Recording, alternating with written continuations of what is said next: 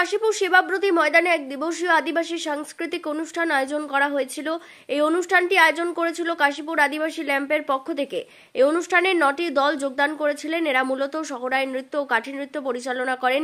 এই অনুষ্ঠানে উপস্থিত ছিলেন কাশীপুর বিধানসভার প্রাক্তন বিধায়ক স্বপন কুমার বেলথরিয়া ও কাশীপুর ল্যাম্পের দায়িত্বপ্রাপ্ত আধিকারিকরা। অনুষ্ঠানে এসে প্রাক্তন বিধায়ক স্বপন কুমার বেলথরিয়া বলেন, যে রাজ্যের মুখ্যমন্ত্রী মমতা বন্দ্যোপাধ্যায় আদিবাসীদের উন্নয়নের জন্য নানান ধরনের উন্নয়নমূলক কর্মসূচি গ্রহণ করেছেন, একই রকমভাবে আদিবাসী সংস্কৃতি বজায় রাখতে পশ্চিমবঙ্গ আদিবাসী উন্নয়ন পর্ষদ থেকে নেওয়া হয়েছে এই ধরনের প্রতিযোগিতামূলক কর্মসূচি। এই প্রতিযোগিতার মূল উদ্দেশ্য হল আদিবাসীদের আরও বেশি করে উজ্জীবিত করে তোলা।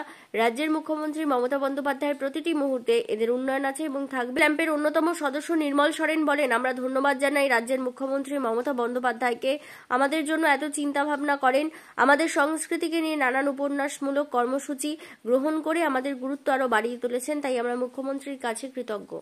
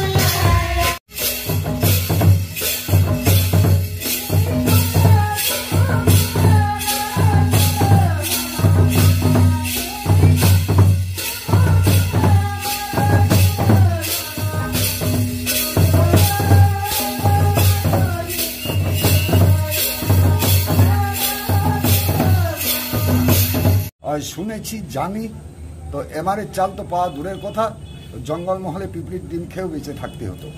এই সময়টা এমন একটা মানুষের ঘরে এসছে। মাননীয় মুখ্যমন্ত্রী, অনেকেই তো অনেক কিছু বলছেন, কিন্তু মাননীয় মুখ্যমন্ত্রী প্রত্যেক সম্প্রদায়, এসটি সম্প্রদায়ের বাড়িতে তাদের বিপিএল তালিকাভুক্ত তারা আছেন, তাদেরকে বিভিন্নভাবে সহযোগিতা করছেন। আমাদের যে হিন্দু ধর্মের মধ্যে অন্যান্য জাতি যে আছে, যেমন যদি আমরা ব্রাহ্মণ বলি, আপনার অন্যান্য জাতি বলি, তারা যদি 1000 টাকা লক্ষ্মীর ভাণ্ডার পাচ্ছেন, এসটিরা 1200 টাকা পাচ্ছেন। এবং বিভিন্নভাবে ক্লাস 5, ক্লাস 1 থেকে এসটিদের জন্য বই, খাতা, জুতা, মজা, এসটি হোস্টেল সব কিছু খুলে দেওয়া হয়েছে। এসটি হোস্টেলে থেকে মেয়েদের, ছেলেদের পড়াশোনা আজকের আমাদের সারা বাংলায় এসটি সম্প্রদায় অনেক এগিয়ে।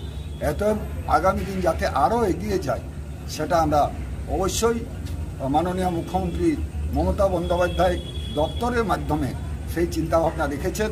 আমরা সহযোগিতায় তাদেরকে অবশ্যই আছি। আজকের কম্পিটিশন যে আমাদের ল্যাম্পের ছিল, কাশীপুর ল্যাম্পের এসবিএস সেবাবতী সংঘের মাঠে, আজকের এখানে পরিচালক আমাদের আছেন, তাদেরকে বলবো।